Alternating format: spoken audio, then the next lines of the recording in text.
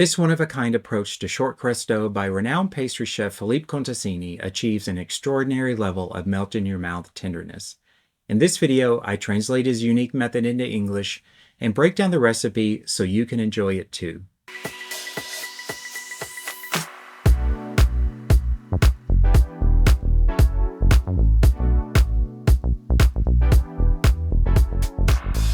Hello, this is Chef Zach Townsend with Dallas Chocolate Classes in Dallas, Texas. I am also the French to English translator of several published cookbooks. It has taken me a little bit longer to get this video out than I anticipated, but that's because I am now working on my 19th cookbook, and that covers the topic of coffee. I anticipate that will be released sometime in the fall of 2026. If you are curious about the translation process, I thought I would upload some information on Patreon to kind of cover that process, so be sure to join me there, and I appreciate all your support there as well. Today's video is from the renowned French pastry chef Philippe Conticini, and I have done a video on one of his recipes before. I translated his iconic chocolate mousse, so if you've not had a chance to watch that, please do. And about 14 years ago, he appeared on a show called 750 Grams. And then about 10 years ago, that video was uploaded. And I've always been fascinated with this recipe, and I'm very happy to share it with you today. As always, I've fully tested it, so be sure to check out the measures and ingredients in the description of this video.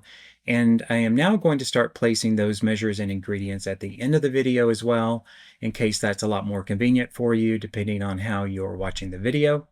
So let's get started. First, there are 4 primary shortcrust doughs in France whose terms you see in many cookbooks. So we have pâte brisée, pâte sucrée, pâte sablée, and pâte foncée. And it can be confusing to know the difference between these, so it's a good exercise to find recipes for the different doughs and make each one so that you can see how they can be different from each other. And you'll find many variations of their recipes. Sablé in French means sandy, so the doughs have a sandy texture. You have sablé cookies, sablé tart crusts, etc. And what's so unique about Chef Philippe's recipe is that he first makes one of the doughs, the pâte sucrée, fully bakes it, then crumbles that dough into pieces and incorporates it into the final sablé dough. So it's a dough-in-dough approach. And it really does result in an amazingly tender dough that's perfect as a base for such things as unbaked tarts, flans, ganache tarts, etc. It's also great as a crumble on top of desserts such as his chocolate mousse. As always, plan everything ahead, measure everything out so that you can be more organized.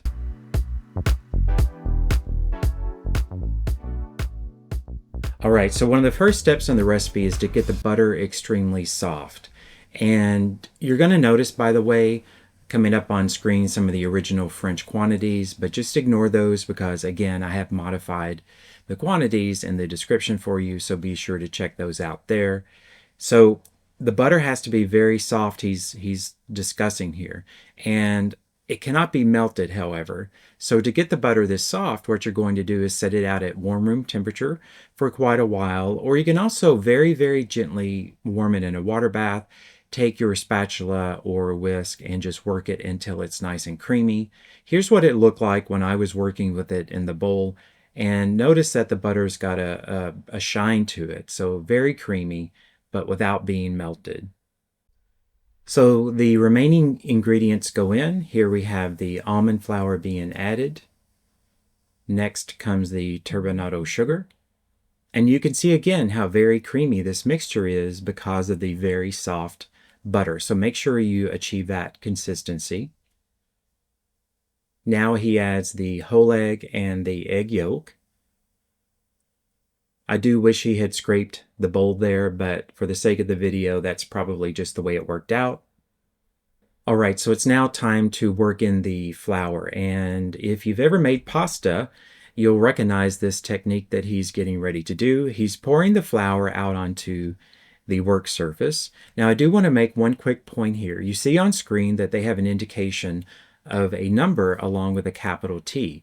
So it says T55 in the lower right screen there. Now that's an important number to recognize, even though this is in French. So this measures the ash content of the flours, and which is an indication of how strong in gluten the flour may be. So he's also making the point here to the host that it's important that you have somewhere between a T45 and a T55 flour, or between what we say in the United States, a pastry flour and an all-purpose flour, so that this dough at least does have a little bit of gluten in order to maintain some structure to it. All right, so here's the gesture with the flour. He's making a well in the center. He's adding in a couple of pinches of salt. This is fleur de sel sea salt that he's using. And the butter mixture gets scraped into the center. And again, we can see the consistency of that butter mixture, very soft. Now, this is a very good technique. He's wanting to work the dough to develop as little gluten as possible. So he's taken this bowl scraper and he is pulling the flour into this butter mixture and chopping through it. So this gets that flour incorporated without having to knead or overwork the dough whatsoever in order to keep it as tender as possible. So he keeps chopping through it until all of the flour then disappears, which you're going to see here in just a second. And we'll get to see the full texture of what this looks like once the flour is fully incorporated. So there you have it, with the flour fully incorporated. So he's now adding a little bit of flour on top of the dough, and that's just to make sure that the dough doesn't stick to his hands, because at this point it's very soft and sticky. Now he's doing a process here that's very important to understand, and he is taking the heel of his hand and he is smearing the dough. Now that is a process in French called fraisage, and it's a very common technique to see. What it does is it distributes the butter throughout the dough a little bit better, and it can also help reduce any gluten development. So lots of different types of doughs use this technique to smear the butter in a little bit more into the dough itself. Now he's making a point here that the dough being this soft, that it's actually very important not to work with this dough in a kitchen that is too warm, because it will make it very difficult to work with and also difficult to roll out. So this is dough number 1, and this is the completed dough, and you can see that he's sprinkling again a little bit more flour over it, and that's just because it's such a sticky dough. It helps prevent it from sticking to the work surface and to his hands. But before baking this dough, it has to be refrigerated. So they are going to spread it out once they get it worked into a very soft ball here without kneading it. They are going to spread it out between 2 pieces of parchment paper, and then it's going to be placed in the refrigerator prior to being baked. Now he's very gently patting it out, again a little bit of additional flour, and with it this soft, it takes very little effort to get it spread out between the 2 pieces of paper, which means that you don't have to work the dough as much if you had put it in the refrigerator and then tried to roll it out. So it gets spread out between these 2 pieces of parchment paper into about what is the thickness of somewhere around between 1/8 inch and 1/4 inch. So it goes into the refrigerator for about 30 minutes. All right, so the dough is now chilled and it's very firm. Again, a minimum of 30 minutes, but it could be in the refrigerator for much longer than that if needed. So he has pulled off the top piece of parchment paper, and they're just looking at it and smelling it, indicating how nice of an aroma it has. The piece of parchment paper goes back on top and is going to be baked in between these 2 pieces of parchment paper. Now, Chef Philippe here is recommending an oven temperature of 170 degrees Celsius, no more than 180 degrees Celsius, just so that you can be sure that the dough does not burn because it's very thin. All right, so the dough has finished baking, and he peels off the top piece of paper, and you can see the color that it achieves. They're smelling it and indicating how nice of an aroma it has. And Chef Philippe is very much of a jokester, which is something I really like about him. He's a very funny guy. He's got a great personality. So they're looking at the dough now and just examining how very tender it is from the process that it has gone through. And you can see that from the from on screen. So this is the end of dough number 1. Now we have to move to the very unique part, and that is dough number 2, in which this crust will be incorporated.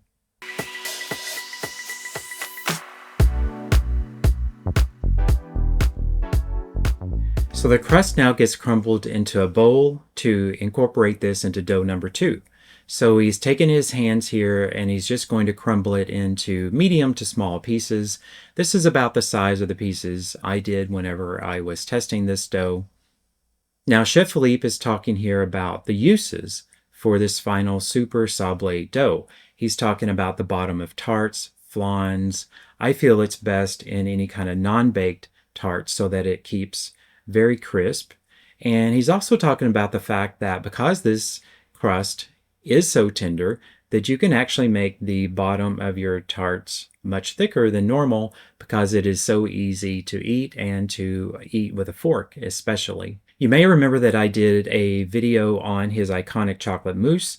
I translated that for you as well. I will put an image up on the screen if you've not had a chance to watch that yet.